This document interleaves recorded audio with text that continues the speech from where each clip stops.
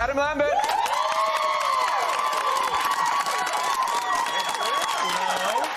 You said you were very jet lagged. Has our audience woken you up? Yes. I'm alive. I got in this morning from New York, so, you know, I don't really know my name, but I'm happy to be here. It's 3 years, I think, since we saw you last. Have you been up to much? Yeah, actually, I haven't been up to much. I've been, like, just creating, you know, and I have this new album now. Yeah. Well, let's talk about the brand new album. It's called High Drama, which I can't understand because you don't seem like quite a dramatic person at all. Never. No, very subtle. There's so many different songs on the album. You know, it's a huge gamut of tracks from Culture Club to Kings of Leon to Billie Eilish. How, when you're going about selecting what tracks you're going to sing or what you're going to reimagine, how do you go through that process? It was tough because I had a long list, you know, and I thought, okay, so let me figure out how to make all these sort of one cohesive thing. I was like, I want it to be rock and roll. I want it to be glam.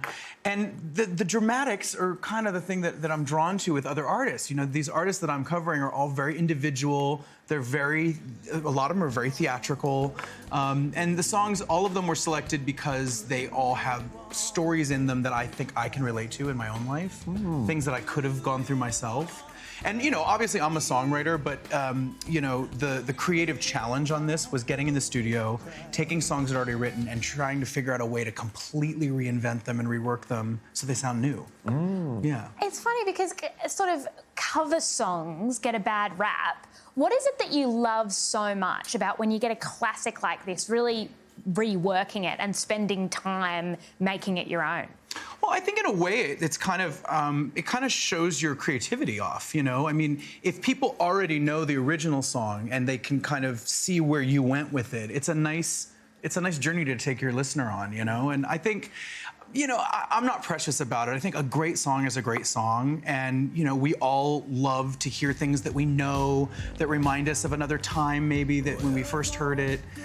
You know, I'll make new music again soon, you know, but this was so much fun. I had a blast. Do you get nervous about comparisons? Like, is there any artist that you look at and you go, all right, that is untouchable. I will not be taking that on.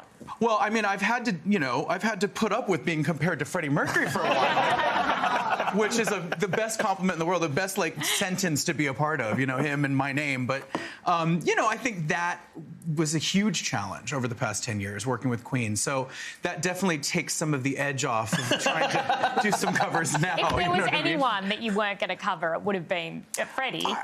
And you kind of went all out. Yeah, I think on this album there were a couple, like, untouchables. Like, there's people you just don't quite want to, you don't want to mess with, you know. I think I was like, maybe I should do an Amy Winehouse song, and my manager was like, I don't know if you should do that. She's like hollowed ground, you know. So yeah, there's certain people you don't go near. You've been playing with Queen for a while now. How long has it been? It's over 10 years. Wow, yeah. that's crazy. Yeah. How much of the kind of the rock star frontman persona do you embody off stage as well as on stage? I don't know. I mean, I definitely like to go out and have a good time. Although maybe less and less as I've gotten a little older. I dress like a party boy. This is a front. Yeah, it's a character. I do feel like when I get on stage, I'm amplified. You know, it's like you want to, like, kind of magnify everything about yourself. And with Queen especially, you know, Freddie was so cocky. You know, that was what we loved about him, that attitude. And I feel like I have full permission to go there.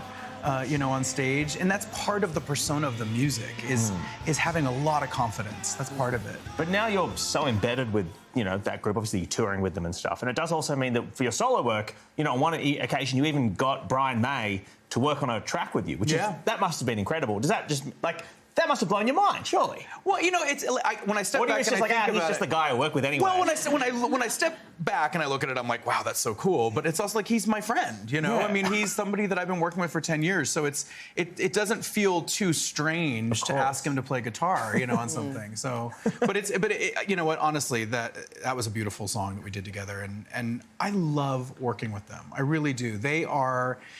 It's like family now. They really feel like people that have taught me so much, not only on stage as musicians and performers, but off stage, you know, as gentlemen, you know. They're wonderful. They're really wonderful. We hear you've been sharing a green room with Rule. That fantastic young Aussie bloke who's doing such wonderful things. The guy can sing, but do you think that young artists today have it a bit easier coming up with, you know, Instagram and TikTok and YouTube, being able to get their music out there faster?